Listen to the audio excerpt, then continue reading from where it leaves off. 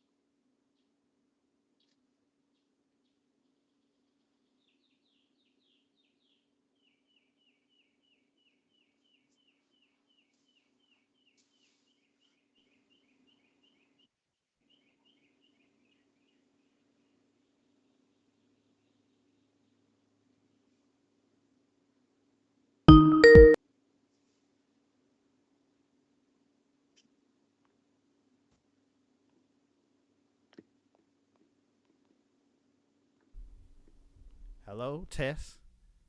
Okay, Can you there we hear me? go. Yeah, I can hear you now. Okay. All right. Let's go back. Okay. All right. All right. I don't know what that was.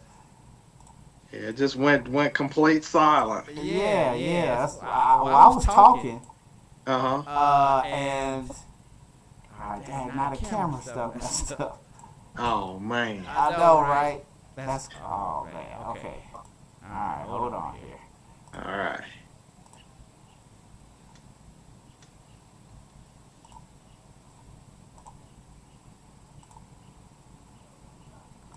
All right, y'all. We appreciate all those checking out the podcast here, and of course, technical difficulties. I don't know what that's about.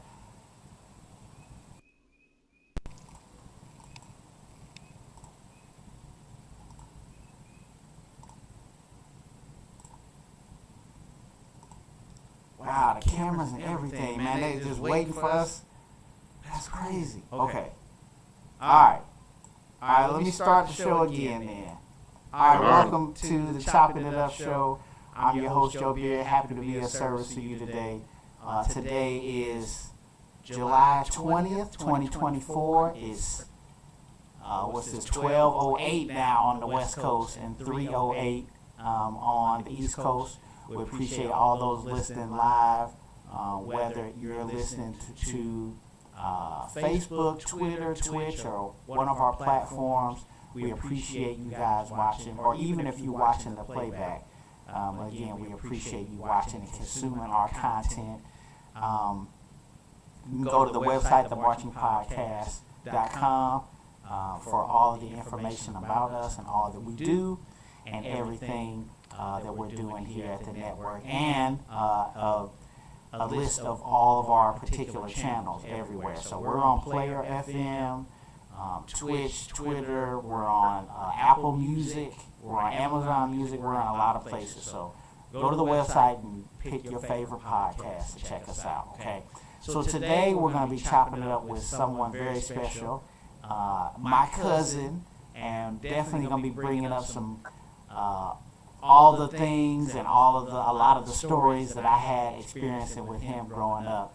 But we chopping it up with the one and only Ryan Beard. How you doing in this podcast, cuz? Doing good.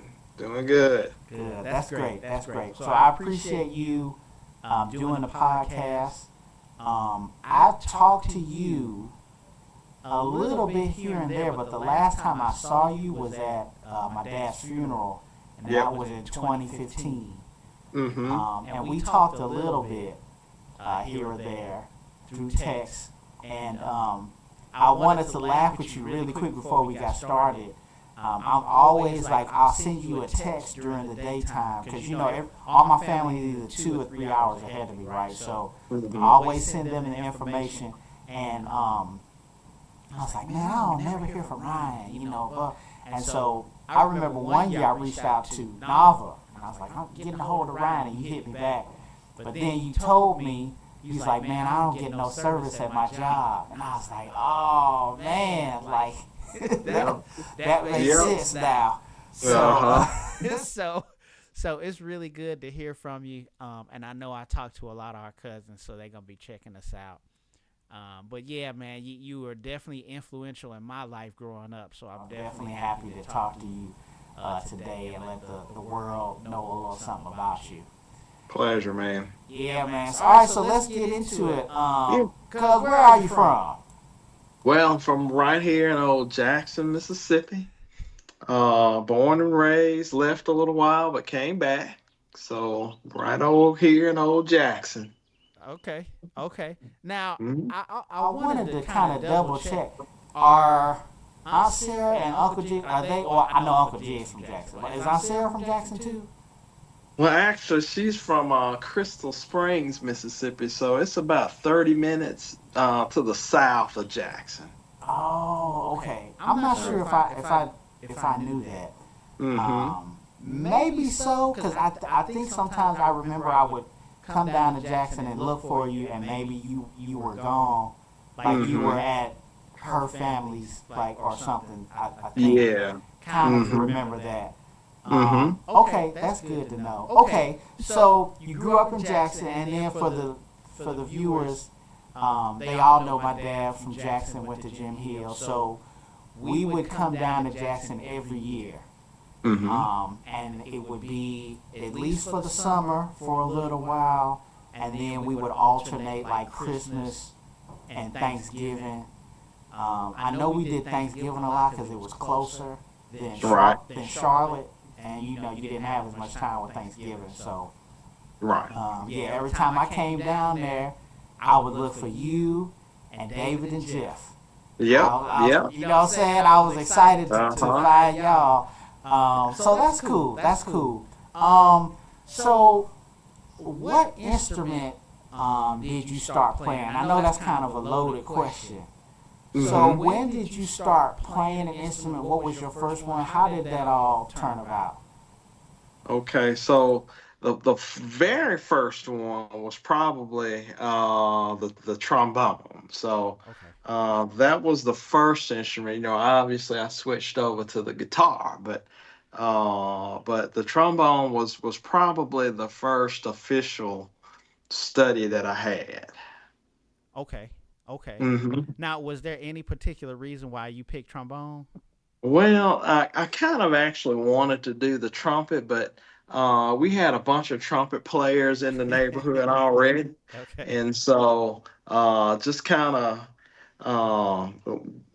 kind of wanted to. Well, I don't know. It was just kind of, well, maybe I shouldn't do that. It's, my boy over here was playing trumpet. His brother was playing trumpet. And then there was one or two others. So I just said, well, you know what? This trombone sound, well, let me try that one. Okay. Okay. Mm-hmm. Because Mm-hmm. of course I remember you playing the trombone, but Mm-hmm. you played a lot of instruments, and we'll get into that. But I remember the trombone. Um, Now you're from Jackson, and Mm-hmm. so I always ask people, what was your first HBCU experience? Okay. Well, since I was about a mile from JSU, Jackson State, and then I'd also spent a lot of time at my grandmother's house at the time, where you can virtually see it from her house. I Right. mean, we're talking probably a quarter of a mile, if that. I mean, if you count like the swimming pool, the very south part of the campus. I mean, that was just 2 blocks up. Yep. So obviously that was kind of an obvious choice for me to go there. Okay. Okay. Hmm. Now, did you have any other experience? I guess growing up, like, did you see? Cause again, this is like before the internet And and all of Hmm. that, where where you you could could go go on on YouTube YouTube and and see. see. So So I I know know you you were were exposed exposed to to Jackson Jackson State. State. Did Did you you know know anything anything about about any any other other schools? schools? Well, I had kind of, I guess Mississippi State was the other Oh, school okay. that I had a chance to visit. And that would have been a good choice for me as well, because kind of because of the study that I ended up going into. But that was the only other school that I kind of, let me see, USM as well. I'd visited there, and I think that's it. Okay. Hmm. Okay. All right. So, you're there, and like you said, you stay close. You're close to Jackson. What would you? Are you close to Jackson State? What would you Hmm. say was your first like HBCU marching band experience that you can remember? Well, here's the thing. I kind of put the horn down after high school. I just said, the marching was good for me through high school, but by that time I had switched, and actually before then, and actually, a couple of pals around were, we actually started playing in, bands, and so the trombone had actually taken a back seat. Okay. Okay. Uh-huh. All right. Um, Um. So. So So yeah, yeah, that that takes takes me me then. then. I I remember remember some some of of those those sessions. sessions. Um. Um, So so now I never knew this. And David is older than you, correct? Correct. Okay, so so for the people to know, David Thompson, he's our cousin. I've interviewed him on the show before. He was actually also the voice of like my intro, like when I first got started, and he also with Liquid Effects Photography. He was one of the Very good. sponsors, yeah, and then he would also do some of the commercials. I had Hmm. commercials. So he's older than us. Is Jeff older than you too? No, Jeff is a year under me. okay. Okay, Okay. okay. Yeah, So I yeah. know Tanya and David are like the same age. They're the same age. Okay, Tanya, David, and Angie. I I think think Yeah, they're they're like like the yeah, same age. they're the same age. Okay, Yolanda is older than she's older than everybody, right? She's the Yes, oldest. yeah, I think she's the oldest. Okay, okay. Hmm. So then the Tanya, David, Angie, and then you, Hmm. and then so are you and Candace the same age? Yeah, we're the same age. Yeah, Oh, we're the okay. same age, and I think Natalie may be under Jeff. I think I may be getting that wrong. She is because Yeah. she's Natalie is like a year ahead of me. Okay, I got you. Yeah, yeah, she's a year ahead of me. So just going through all the cousins, we have our grandparents had 6 kids. Is that correct? Was it 6? Yeah, 6. So one was an infant. He passed away. So I think he Right. was number 7. 7. Okay. Mm-hmm. And then out of those 6 kids came all of us. Mm-hmm. So and at least I think everyone had a child. At Mm-hmm. least And one. right, we got our North Carolina bunch. That's right. Michelle, Tracy, Don. Yeah, yeah. Mm-hmm. You know what's funny is I have well, maybe I was younger. Mm-hmm. I met Donald, but I don't remember like ever seeing Donald. I gotcha. Yeah, man, because Yeah. yeah, he's older, but I think, and then there was one time when we were in Charlotte, we drove to go see Uncle Roger and Aunt Marva, but he wasn't there. Okay. So yes, I knew about him, but with Facebook, I found him. And I think he has 2 daughters, and I met them. They were really small. Right. Them. Okay. Mm-hmm. Okay. All right. So that makes sense. It's putting it a little bit together in my head now. Okay. So now, what high school did you attend there in Jackson? So I'm a Provine High School graduate. Rams. All right. Yeah. And I know because I talked with Ira Vaughn a couple weeks ago. He was Callaway, and so most of our cousins they went to Callaway, right? Yep. Mm-hmm. Okay. Mm-hmm. Okay. And Provine was close to Jackson State too. It was. It's not the closest to High School, Jackson State, but yeah, it was close. It was in that general area. Right. And so is Jim Hill the closest? Jim Hill would be the closest. Okay. Okay. See, yeah, it's all coming back to you now, cuz. Okay. And that's where your dad, my dad, Charles Jeffrey, Uncle Charles, I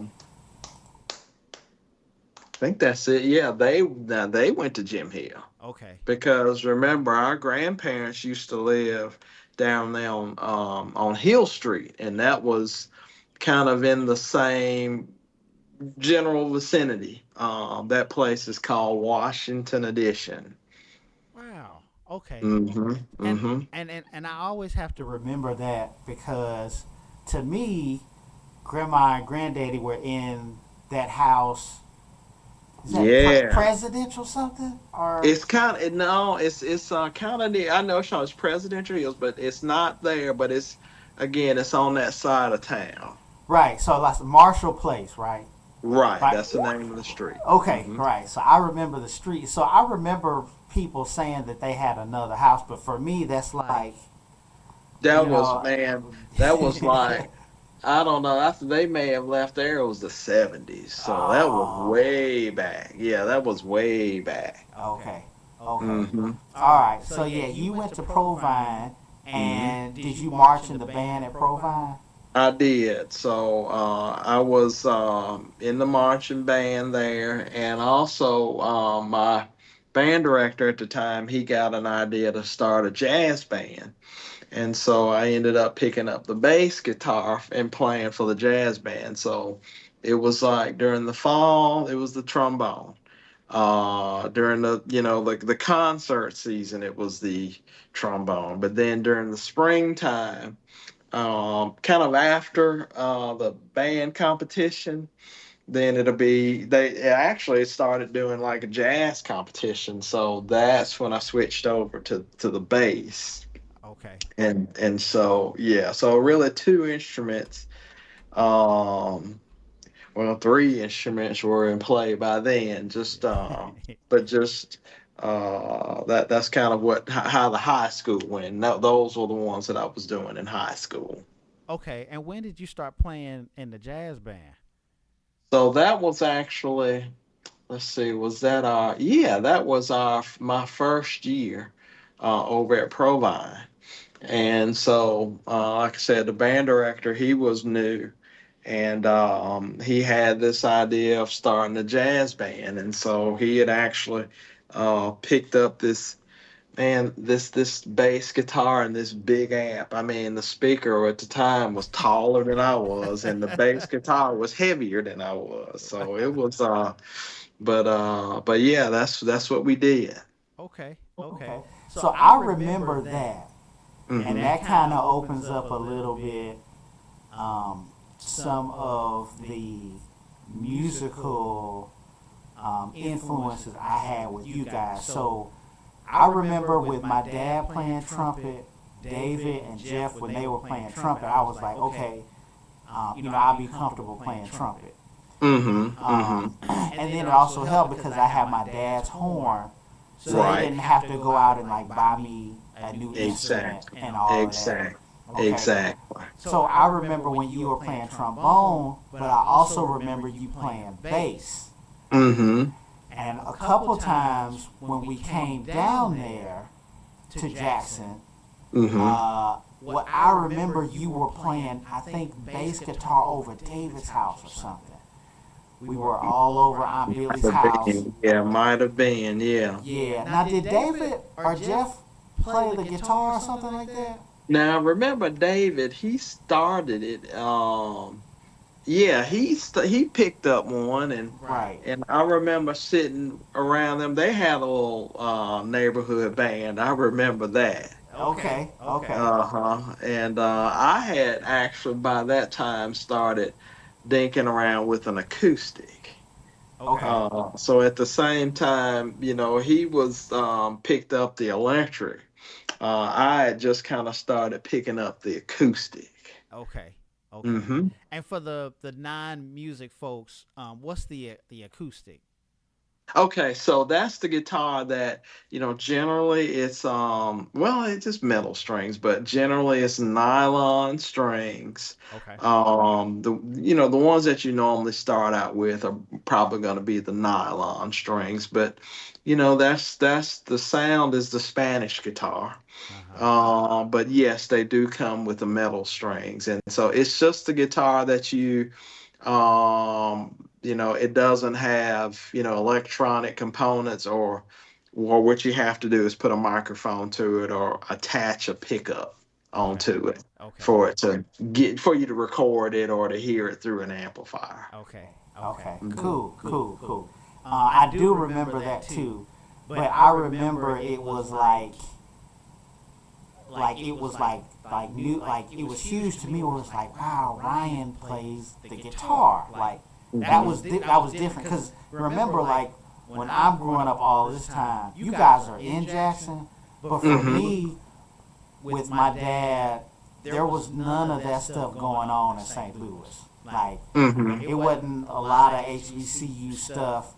Years later, they started to have like a HBCU, like a Gateway Classic, Mhm. And you remember all those years, we would go to Memphis, or we would go somewhere, and we would see you guys like at a game or something like that. Mhm. Mhm. So Mhm. when I saw you playing the guitar, I was like, wow, like that's something different. Like you know what I'm saying? Mhm. So when did you and the guys now when you say starting your band, you talking about the guys from your neighborhood, right? Kind of from my neighborhood, and school over there. Right. When did you guys start getting together? So that was probably at the same time that first year. So we had our drummer.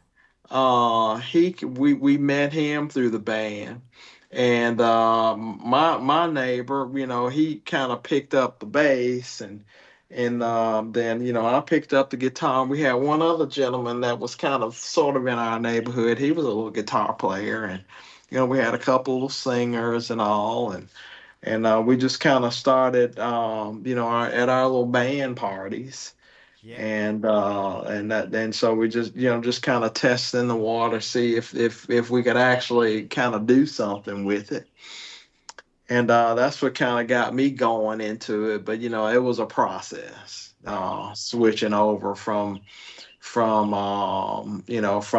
bass clef music, bass clef instruments over to a treble clef, and over to the guitar, and then switching over to doing things with a jazz band. And so And leading up, that's what I did at JSU. I ended up doing guitar in the jazz band over Okay. there. Okay. Hmm. Okay.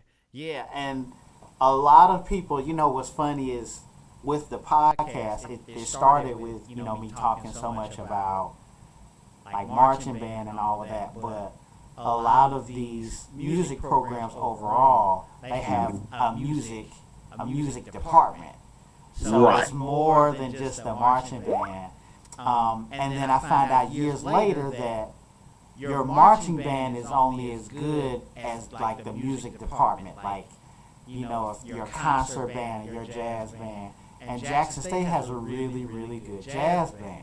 Right. Exactly. Okay, so now when you got there, when did you graduate Provine? So I graduated there in the year 1989. Really? Hmm.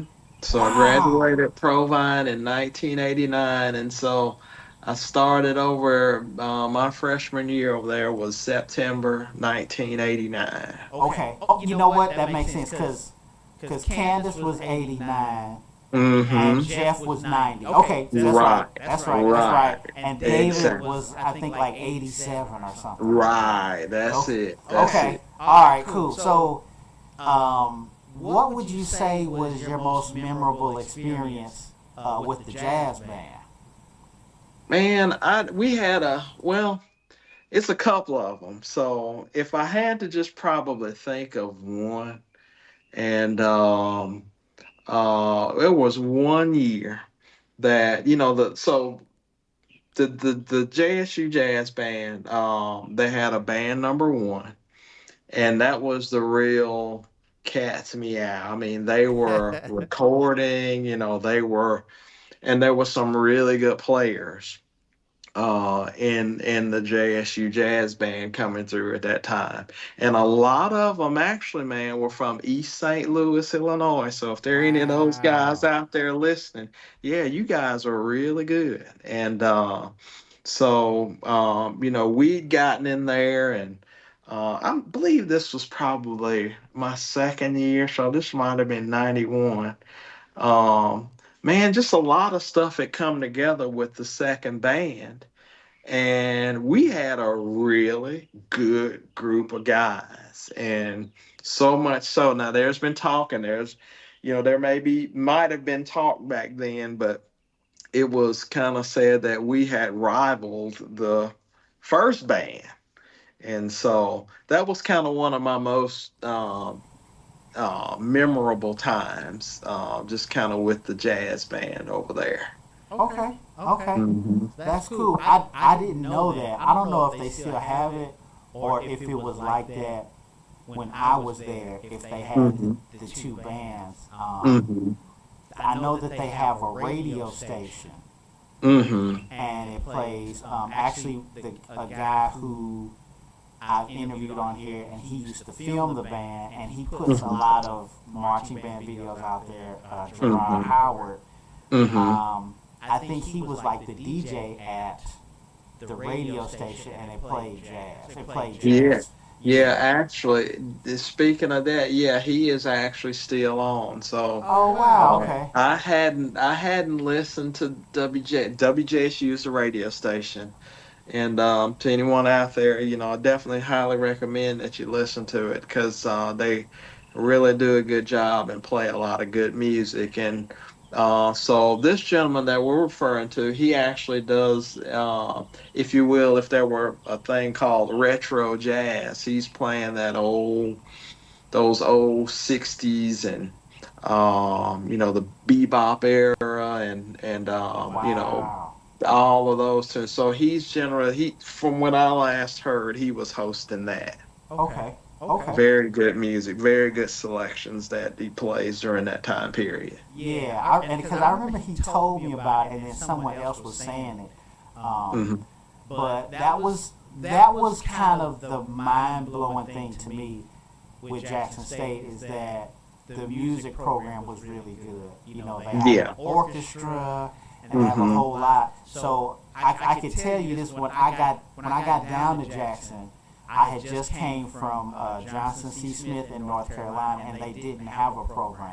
Well, I mean, the music program wasn't accredited or something. And, Right. I remember coming down to Jackson, and I saw that there were a lot of good people in the marching band, Mm-hmm. but so much of that department was not about the sonic boom of the South. Mm-hmm. You know, Right. that was huge to me when they were talking about the choir or the jazz Mhm. band, and Oh yeah. Oh yeah. you know, and then I actually had a trumpet instructor because I started out as a music major, Mm-hmm. and I had an applied teacher, Mm-hmm. and he was like, "I follow the band kind of." So I was like, "You what?" Like to me, that was like, "What? You work here? You supposed to know everything." He was like, "No, you really have to learn how to play your horn." That was Mm-hmm. that was the tone of the department. Like, you know, the band was important, the boom was popular, but it Mhm. really was about the actual music program. Right. Right. So Right. so that's kind of like when I started putting it together, where you were, you know, you were well rounded.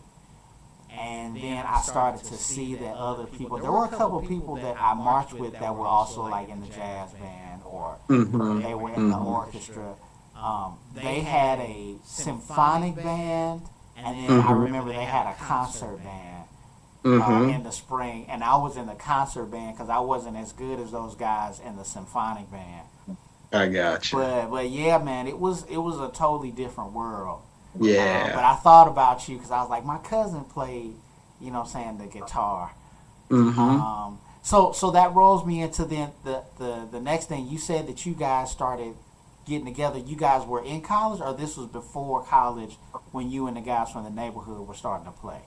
That very first experience, it was, we were, I was probably a junior, and so, we were just again just getting together to just see if just we were just kind of getting together to see if this would do anything. Right. And so it was as early as that, my junior years when we started to try to kind of put something together as a band, and so I'd have to say it was probably in my um, yeah, mid high school time period. Okay. Okay. Hmm. Hmm. Um, and that makes me think of the guy that was across the street from you. What's his name? Gary? Yeah, that's Gary. it. That Gary. Hmm. Okay. Hmm. Now I believe we went over his house one time, and I have Hmm. to tell the listeners this story.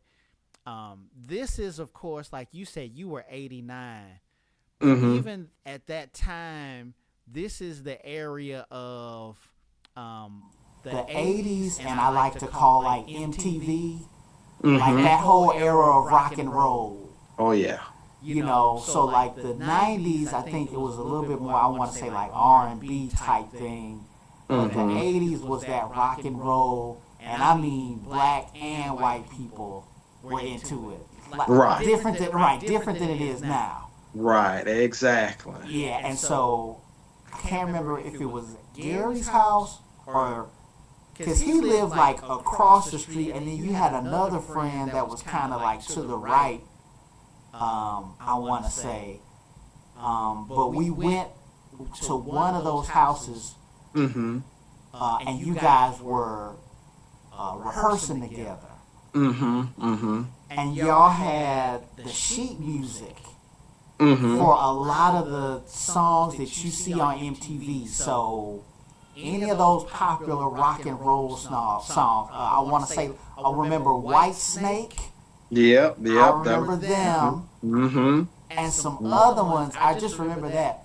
But y'all played all of those songs, Hmm. and y'all sounded just like the band like was on TV. Like it was not, man. Y'all were dope, man. Glad to hear that, man. Yeah. 'Cause we didn't know what we were sounding like, but Oh man. yeah, yeah. That was amazing. And then I remember, y'all were in the house. It was chords all over the place. Hmm. Yep. Yep. And Yep. I was sitting in the middle of it, and I was like, "Man, y'all sound just like the radio." That was amazing to me. Wow. Wow. Because Yeah. that was the first time I was live, like at a like a jam session, if you will. And Right. it wasn't Exactly. like a marching band type of thing. Right. You're with different instruments. You're with band, not necessarily wind instruments. You were with, popular, Yes. band, instruments, Yeah. that you hear in rock music, pop music, and those types of R&B music. Yeah. Yeah. It was special, man. It was really cool, and I was like, man, Ryan is so cool. Like, you know what I'm saying? I remember I was like, Ryan, and I was lucky to have you guys as cousins, because when you're an only child, like, as you know, sometimes it can get a little bit lonely. Well, yeah. Mm-hmm. And then you at least were in the same city with the family, but in St. Louis, because neither one of my parents are from St. Louis. It was Right. me by myself. So I Exactly. look forward to going to Jackson and seeing everybody. Yeah. And so then that time when we went, and I remember I was like, wow, this is amazing. Because you guys had a bass, you had a guitar, you had a keyboard. Mm-hmm. You know what I'm saying? Like, you guys were actually playing all of the stuff from the radio. So Right. that was amazing. And so Yeah. how long did you guys, like? Because I know everybody's older now. How long were you guys doing that? Well, I actually did it from, let's say, from about, kind of starting out my junior year, pretty much all the way through till I graduated. Okay.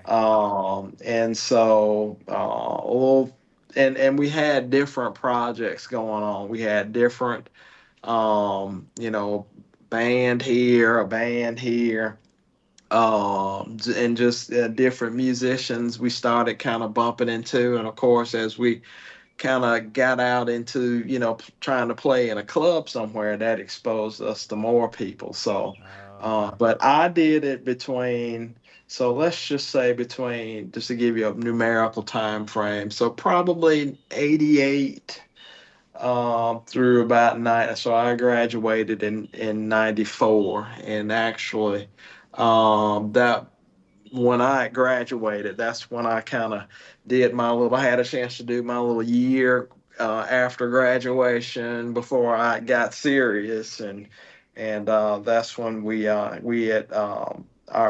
our band had landed playing behind Dorothy Moore. Okay. Okay. Yeah. Now Mhm. that was Mhm. gonna open up the The next next part part of of my my experience experience with you is you played played Mhm. with Dorothy Moore. So I heard about it in St. Louis, Mm-hmm. but I didn't know who Dorothy Moore was. Like Gotcha. that whole thing, that was like another world to me. Right. Right. But then I got to come down to Jackson one time, Mm-hmm. and I was always looking to hang out. You know what I'm Mm-hmm. saying? So I always look, and so let me go back really quick. Mm-hmm. When I used to come over your house Mm-hmm. and we would hang out over there, I remember that you were into flying planes, and you had a flight simulator game. I think flight simulators. I don't know if it still comes out. Yeah, Um, it does. It actually was reborn about 4 years ago, and okay, so yeah, that's correct. yeah. So I remember Hmm. that, and Hmm. then you was into that, and you had it on your keyboard. Hmm. And so you would fly. You had the maps, Hmm. and you were doing like commercial flight, like flying from like one city or to another.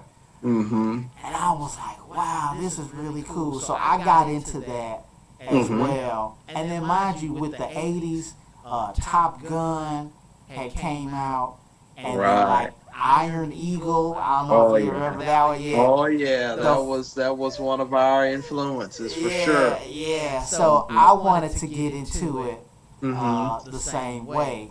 And so Mhm. I started, trying to follow that. I remember I would tell my parents, well, Ryan's got this, you know what I'm saying? Because I think we later got a computer, But I Mm-hmm. remember Uncle Joe he wasn't really big on having the video games on the computer. You know what Right. I'm saying? Right. Exactly. So, so I remember I didn't have that. I later got like Uh-huh. a game system or something like that, Right. but I remember playing that, and I also remember playing. There was like a 2-on-2 basketball game I used to Oh play. yeah.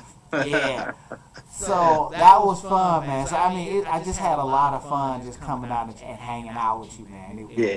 It was really cool. Yeah. And you've always been someone with a good head on your shoulders.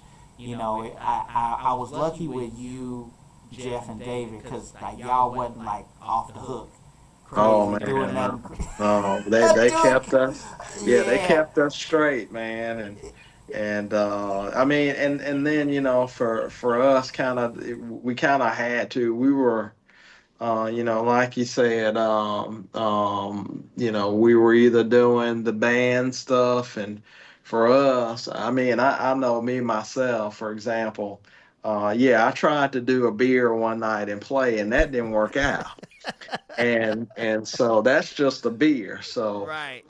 so no, we didn't do that, and then at the same time, yes, I was a comp sci major, so I was not a music major. So that's kind of, that's what I did to kind of keep me, that was, a fun thing, but it was a serious thing because it kind of introduced me to what a program can do, Right. what a piece of software is able to do, putting, just to kind of what it's capable of doing, what you can do on a computer. And that was back then, and of course all of that's just amped up. Right. But yeah, Now, did you know that you were going to do, like when you went to Jackson State, did you know that's what you were going to major in? pretty much by then, yeah, pretty much. It was I'd say it was a toss up between computers, meteorology, or flying. But and Jackson State had a very good meteorology program back then too. But Yeah. I think I just went ahead. The computers made a little bit more sense, and so I just kind of followed that direction. Okay. Okay. And Hmm. I mean, definitely turned out to be a good good choice choice because because um, I I was was history, history, and and then then I I went went and and got got my my master's master's in in geography. geography, And and geography geography now now is is pretty pretty much much all all computers. computers.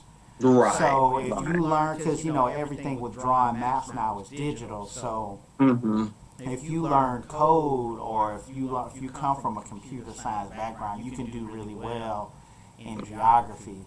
Hmm. Because now, even like where I am now, I work with programmers. Like I work with guys like you Hmm. and tell them like the idea or the vision, and they Hmm. sit down and write out the code to Right. automate a lot of processes and do a That's lot of it. stuff. Yeah. Hmm. So, but sometimes, man, I always feel like, man, sometimes I wish I would have, where I could be able to write code. You know what I'm saying? Because it is really cool. And but they do have like some software now that's like a go between. Like you don't have to exactly know like Python or C plus. Like you can know a little bit, but then add, and then it like puts things together. So I've used some Oh of yeah. those tools before. Oh yeah. Hmm. Yeah. So, but I always think of you with that field, Hmm. because I knew that's what you did, and you've been doing it for a while. Yeah. Yeah. Been Um, doing it a while now. yeah, yeah. So okay, so then that takes me back then, because I was of course going to ask you what your major was. I Hmm. do want to talk about Dorothy Moore, Hmm. because I came down to Jackson one time and you had a rehearsal. Hmm. So this is like, again, mind blowing for me. This is the second time I'm seeing you in this type of setting, Hmm. but the rehearsal with her, that was like the big time. That was the real, like, you know what I'm saying. Yeah. Yeah. So how did you get involved with the Dorothy Moore band? Well, I don't remember all of the details. All I remember by that time, we were just kind of doing a lot of different things, and we had been kind of playing with a lot of different people, and somehow, it got up to that level. And for people don't know that, that's kind of, well, the name of that is the Chitlin Circuit. And generally that is the venue, or it's the that's where a lot of black artists, especially in the '60s, all of Jimi Hendrix, James Brown, all of those names that we know of, that's what they were doing. Mm-hmm. And so for here, it kind of spun up I guess I call it a kind of a secondary blues genre. And I guess some people, I've heard it called urban contemporary blues, because it's kind of got an R&B feel to it. Mm-hmm. But it's considered blues. It's got, it's not like, maybe Muddy Waters, or BB King, or Stevie Ray Vaughan, which you got a lot of more guitar sound. Now this has a lot of guitar in it, but it's got a lot of R&B kind of sounds to it. So this one artist, Miss Moore, she was on that label, and somehow, she got wind of us, and we ended up kind of playing a kind of a mini tour with her. So that's kind of how all that kind of got going. It was just, we were just working with a lot of different people Mm-hmm. during that time. Okay, so So was was it? it? I I want want to to say, say, is is it it Malico Malico Records? Records? Is Is that that who who it it That's was? was? yeah, that's the major um, um, record label in this genre of music. There are others. I'm not really sure, but there sure there are others. But this one, for here locally, a lot of people in that genre were under that label. Okay, Okay, okay. Hmm. Because I remember every time I came to Jackson, I would hear something about it. But Hmm. also too, sometimes in St. Louis, do you remember back in the day, cuz when they would have those compilation like tapes and records, Hmm. and it Hmm. would be a commercial, and they would show the songs going up, like all the songs that were on the record going up Hmm. the screen, Hmm. and then Hmm. they would play little clips. Oh yeah. Yeah, yeah, little clips That's of each it. song. Oh Yeah, yeah, that's it. That's what they did exactly. yeah. So Hmm. and every time at the end of the commercial, they would be like, okay, we'll call 1-800 so and so, and it would have the address that you had to send the money to, and it was Hmm. Jackson, Mississippi at the Jackson, bottom. Mississippi. That's Yeah, it. Hmm. That yeah, is it. Uh yeah. huh. Yeah, that takes me back, man. Because now Yeah. everything is streaming, so if it's something you like, you can just go somewhere and you Just can just go and download it or connect your phone to it and stream right, it. Yeah. But right, back then right, you had to order it and wait for it, and you got a cassette tape. right. And then towards the end, I want to say maybe early '90s, they started having CDs Right. at the Exactly. end, but after that, you didn't see those commercials no more. No. Um, Yeah. Exactly. yeah. So, but yeah, I would see Malico Records. I would see Hmm. that. That's Um, it. But again, this is like another rehearsal, like jam Hmm. session where I'm seeing you, and I was like, wow, Ryan is like a rock star, man. Like, you know what I'm saying? And this guy, there was a guy that played the trumpet, so there was a horn section. I remember. Yeah, we did, and no, again, those guys, they were in the jazz band with us, the second band with us, Wow. if I believe. So again, it's just a combination of the guys that we had met, and we were playing together already in the second band, and we just kind of branch out from there. Hmm. Yeah, man, that's really cool because a lot of people, like I said, they always hear about the marching band or something, but you were part of something, and it was really cool to see live, like Oh to yeah. see you playing and hearing that, man. It was because live music is great, but to be there in the room. Yeah. You know what I'm saying? Not in a crowd and a whole lot of venue or anything. Like, to be there in the room, it was really, really special. Yeah, So, man. so I'm going to always remember that, cuz. Yeah. Okay, so you said you finished Jackson State in 94. Did you know what you wanted to do when you got out of school? Well, pretty much. So, like I said, that little thing that we did with Dorothy Moore over that summer, when we got back, I kind of said,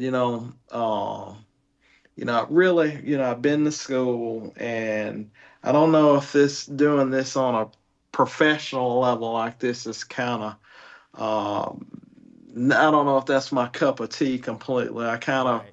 like a little something a little bit more sturdy to There fall you go. back on. So, Right. so yeah, so I did end up getting a job, a professional job, in my major, and ended up kind of doing that, and I look back on this, and I'd have to say God was watching me. But my first job was in the state of Minnesota, in the city of Minneapolis, and we all know who live there and Yeah. who all work there. Right. And so being able to do that allowed me to keep playing, and had an opportunity to meet some of his musicians, Prince's musicians. Had a rare opportunity to play with two of them at one point. And the band Mint Condition, I met a couple of those guys because they were from St. Paul. No, okay. And I believe the guitar player, I met him at one time, and the lead singer, I think, bumped into him in the store. I remember one time. Wow. Yes, indeed. So, but so I think that allowed that kind of provided me a means to keep going, and I ended up just kind of learning too how all those fellas that came down here from the north, why they were so good. I learned their secret sauce. I call it a secret sauce. During the wintertime, you don't want to go outside, and so Right. yeah, the only time that so if especially if you're an instrumentalist. Now I picked up other things too, skiing and fishing, and but that was a wonderful time to work on your instrument, work and learn things. And the other, I guess, the best part for me was, um, I got a chance to see so many more artists. Being that you had that level of musicianship up and up, if you look at Minnesota, you wouldn't think of it as a place where there's a lot of musicians, but Right. that place was teeming, and I'd have to say probably is still teeming with excellent musicians. And so it was a really good, I'd say a life, one of my life, if I'd have to list five things, decisions that kind of directed my life, it would be going directly from here, little old Jackson, up to Minnesota there. Yeah, yeah. And I remember um, when you were going up there, there was a time that you actually stopped at our house Yeah, and it took was a that. break. It was the halfway point. Yeah, So, yeah, yeah, did definitely remember that as well. Definitely. yeah, yeah. And you had like a red Toyota or no, a white Toyota or something like Yeah, man, that thing got me up there. That thing survived those winters, yeah, and that was a good little car for yeah, sure. Uh yeah, huh. yeah. I remember that was some good times, man. But I was Yes, I sir. was happy to see you. It was a couple times I think David came to St. Louis. I think, Mm-hmm. and I think, and one time you remember, some years later, you and Tanya came to St. Louis. I remember. Yeah, yeah, For yeah. something. Mm-hmm. But you guys stayed there at the house. Mm-hmm. And Yeah. I was so excited to have y'all in there, man. It was fun. It was a lot of good memories. Yeah, man, for sure. So that's cool. So you worked in Minnesota for a little while. When did you come back to Jackson? Uh, Might have been around 2004. Okay. We kind of made our way back down to Jackson, and we've kind of been here since then. Okay. So what do you do now? So now I'm still doing the information technology work. I work for the state of Mississippi now in the area of criminal information, and still playing, but I actually play at my church, Okay. and which is First Baptist of Fannin, Mississippi, and that's what we're doing now. Okay. Okay. And Mhm. Are you still on the flight simulator? Still doing it. It's back there. Nice. It's still back there. It's still trucking along. I don't do it quite to the level that I was doing it back then, but I'll fire it up. I have a little VR set up back there, Oh wow. Okay. and so you actually enter into the place that you're going. So it's actually come a long way. It was dormant for quite a while. Yeah. But about 4 years ago, it was kind of resurrected, and so it's still there, and I have those old maps, and now have new maps, and it's all Oh, that's online. cool. All of that stuff is all online now. Right. Yeah, because when we were playing, when I came, I mean, it wasn't the internet. You know what I'm saying? No, no, it wasn't. No. It was all on one machine, really um a CD. Actually, it was actually on a 3.5 floppy for those that don't remember That's that. right. That was it was on that. Of course, you don't have the things that you have available now. Right. But it was there. Yeah. I remember that too. I remember the floppy disk. Hmm. And I remember you breaking down, because this was right around the time. I remember you had the computer, and then I think I told my dad about it, and then him and my mom, they got it for work essentially. Hmm. I think my mom had a computer at her job, but Right. because my dad was just he was a straight teacher, he didn't really have like an office like that. Oh So, yeah, I got so he would come home and we got the computer and he was typing things, you. Mhm. and then they were telling me, and I remember watching my dad type. I was like, wow, that's amazing. Like, you know what I'm saying? And he said, well, you're gonna have to learn that to type your papers. Hmm. And I was like, okay, like, so I guess just frame of reference, that time, a lot of the computer stuff, other than like what you had there, the setup you had there at your house, it was word processing. You know what I'm saying? It Yeah, was yeah, typing that papers. was typing papers. You had little spreadsheets and things like Yeah. that. But that was pretty much the home budgets, that kind of stuff people were using. But that's pretty much what it was for. The gaming was there, but it was not, of course, not to the levels that it is right, now. right. It's Mhm. nothing like that. Mhm. So it was really cool to get that, and it was really cool to have those experiences, and play those games with you, man. Yeah. So you're there back in Jackson, and I really want to thank you for your time, because I've Oh, always man. wanted to do it, and Ever since like I've started doing the show, Hmm. I knew that I was gonna expand outside of marching band, because I had some really good. I was really lucky. I had a lot of good people, a lot of good family in my life, and so I wanted to kind of highlight them. Gotcha.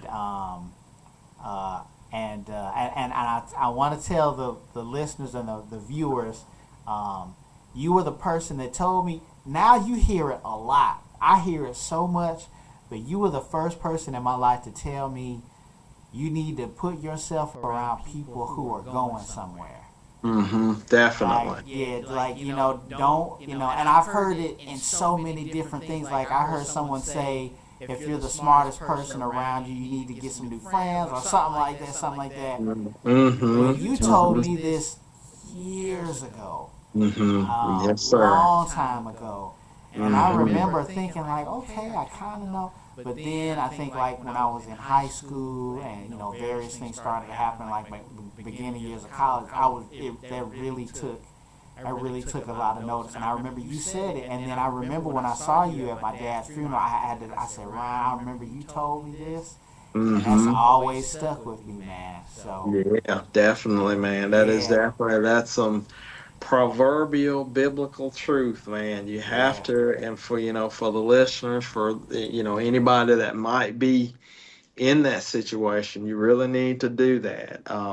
You need to be around people that are going. It's not that you demean people. It's not that you have a you look down on anyone. You're not looking down on somebody. You're just saying, listen, I have this level, this standard, and I cannot. I cannot go below that, or else that could bring in some negative consequences. And the one word that I hear lately is you just don't want to pay stupid tax. And but if you're around the wrong people, you could find yourself paying stupid tax. Right. And sometimes you might not recover from that. Right. And so it's better that you just always, I say always you pray, always you seek that level. And then you surround yourself with people that are going to pour good into you, that are going to have good things to direct you to show you to. And just, you got to be bold the moment you see that change, and you have to be strong, and you have to say, hey, listen, this is for me, this is for my well-being. I can't go that way. And so you just have to, but it starts there. It starts with surrounding yourself with good people. Yeah. And so my daughter, she's going through that experience now. She is, and yeah, man, I hope that we get a chance to come down to Jackson. Yeah, because I want to bring them around to see the family. So, gotta do that. But I had no idea I was coming out here to California, because I got the job, and when I got the job, I was just going to party and just establish myself. I had no idea I was going to have kids and all of that. Right, exactly. But, she's going through that now. She'll be a freshman in high school next year. Wow. So she's dealing with some friends. And I'm kind of like, now I'm seeing like how my parents and other parents were like, well, I'm kind of, I don't know about so-and-so. And then some friends were okay. And then, I have told her and my son-in-law, I was like, you make sure you surround yourself with people that are going somewhere. Right. You know what I mean? Like, these kids, I see them on the honor roll. You go hang out with them. I done told them. Exactly. So that was really instrumental, and seeing you with playing the guitar and just that other facet of music, seeing that was just really influential, man. And so I was really lucky to have you as a cousin. Wow. Yeah, man. Come down there. Yeah, I could come down there and hang out with you guys, but it was also a positive thing. Like, we weren't like wilding out, like, saying like, oh, I'm about to go hang with Ryan, and then we doing something crazy somewhere. You know what I'm saying? Exactly. Yeah, I was really, really lucky. So I appreciate it, man. And let me go on. I can see I'm still adjusting to whatever happened when we started, but I want to give you a round of applause. Right, yeah. Thank you. I appreciate it. Thanks for the opportunity to share these things with you and be on your show. And It's really cool, man. I like it. Yeah, Love it. I appreciate it. Yeah. I appreciate it. So, as we wrap up things towards the end, um, and then I'm sure I'll be in contact with you and everything. Do you have any advice, or you have anything that you wanted to share with someone? Oh, you know what? I forgot. When did you meet Nava? Okay, so that was back in 1999. So I had an opportunity, during this time of working in information technology, I was able to do a couple of international projects, Oh wow. and Okay. so I actually got an opportunity to work in Brazil, and that's where I ended up meeting my wife, and so we kind of met there. I was working with one of her best friends, and so we just kind of just went from there. Okay. Okay. Hmm. That's That's really really Hmm. cool. cool. Cause Cause Yeah. I remember you say it was '99 or so. I remember you came, and I wish I found this picture. Now I see it now. I wish I had that on the slideshow. But Hmm. you came to my parents had like a little reception at that hotel off 55 North Jackson. I can't Yeah. remember what Yeah. it was. Hmm. But we had a reception there, and you came, Hmm. Angie came, Hmm. and then they let grandma out of the facility, and they let grandma. Right. So I think that had been years probably where both of my grandmothers were Hmm. there to be there, and I got a picture from that too. But I remember you were there, and Nava was there, and I think that's Yeah. the first time I actually met her. Yeah. Yeah. Exactly. So she's really cool. Hmm. And so I'm really happy for you about that. And so Yes, sir. I wanted to make sure, I almost forgot, I wanted to make sure I asked you about her. Yeah. So yeah, so that's cool, man. And that kind of opened up a little bit more of like the international side of your Right. experiences. Exactly. So that was cool. And you guys have been together for a while now. Yes, 22, I believe, if I'm Wow. adding correctly. Yeah, So, yeah. yeah, So that's cool. So shout out to cousin Nava. I definitely. appreciate it. Yeah. And so now I know now that I have to send you an email or something, because if I reached out to you about something, it had some of it years ago, and you probably wasn't able to get my message. I reached out to her like on Facebook or something, Mm-hmm. and she was able to get the message to you. So I was like, I Yeah, appreciate it. So that's really cool, and yeah, I'm really proud of you. But a lot of where I am today is because of you, because thank you, man. I had some good influences, and I was really lucky. Thank you, man. So Yeah, now life is a lot better nowadays. But I know, I had those experiences with you, and so I really appreciate it. So when I got the show back going again, I wanted to make sure that I interviewed you. yeah, So definitely. Thanks, man. yeah, Definitely. yeah. Yeah, I appreciate my cousin Ryan. Let me give you another round of applause here. Appreciate it, man, for sure. So So as we wrap up the interview, is there any advice, or is there anything that you want to say to the listeners before we close out the show? Well, I guess the advice that I have is you just um for me, just try to live life as be a blessing to others. I like I said, I'm in church, and a lot of the things I was doing for the world, I try to do them for the Lord now. So just I know maybe the listeners hadn't made that decision yet, but if you're thinking about making that decision, follow the Lord, follow Jesus, because listening to His precepts and the Word, we have that here, and it has made a difference with me for sure. All of the troubles we see in the world now, it's troubling. It really is. But you can have peace. You can have peace in seeing that. But just in general, just realize that we are, we're all together here, and my advice is just, love thy neighbor as you love yourself, and that, opens up a lot of things. So if there's one thing I would leave with the listeners is that just treat people as you would have them treat you.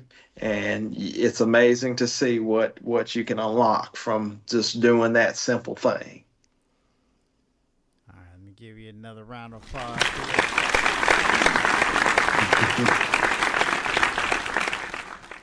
Yeah, I definitely appreciate that, and definitely a good word. So it's good to reconnect with you and at least see you. And, Yes, sir. And so yeah, I'll keep you posted about things. I definitely want to. I'm trying to figure out coming down there because now we've been lucky enough to start going to see my mom out in Charlotte. She used to come out here, which was so much cheaper and so much easier. Yeah. But then with the virus and all of that, she doesn't yeah. want to. Yeah, she still doesn't really care for being on the plane that long. She would fly out to Vegas and then all of that. So yeah, it was a lot. So now we've gone out there. We went out there the first time in years. We went when my daughter was a baby, and it was like 2011.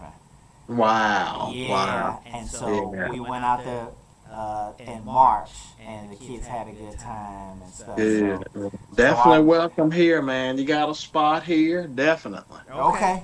We definitely will do that. We'll probably take you up on that, man.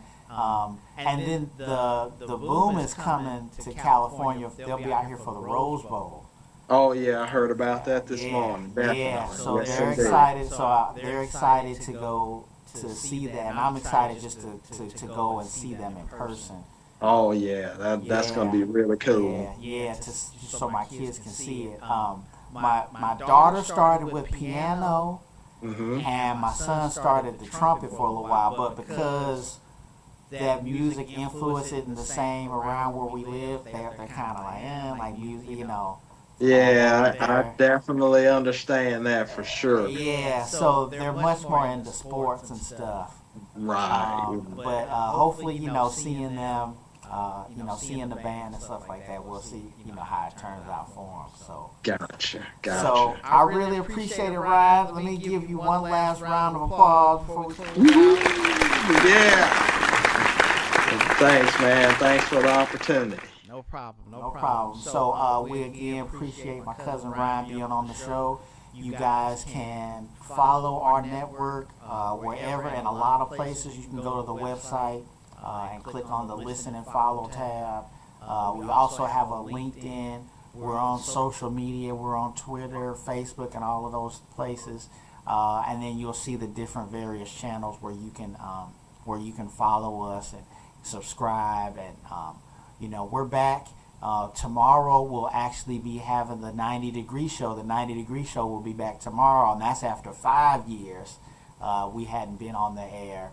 But your beloved cast will be back. And I've also talked to Rashad. Rashad he said that he's ready to do some of the Prunalysis shows again. So we'll have that back on the show as well. So we're back, kind of rolling again. I know that like my kids are getting older and everything, but at least we're putting things back out in the air. So we really appreciate your support. That's all the time we have for the show. Check out the website, donate what's in your heart to themarchingpodcast.com. Like us on Facebook, follow us on Twitter, all our different avenues, and support the network. And remember, the eye is a better pupil and more willing than the ear. Advice may be misleading, but examples are always clear. See you next time.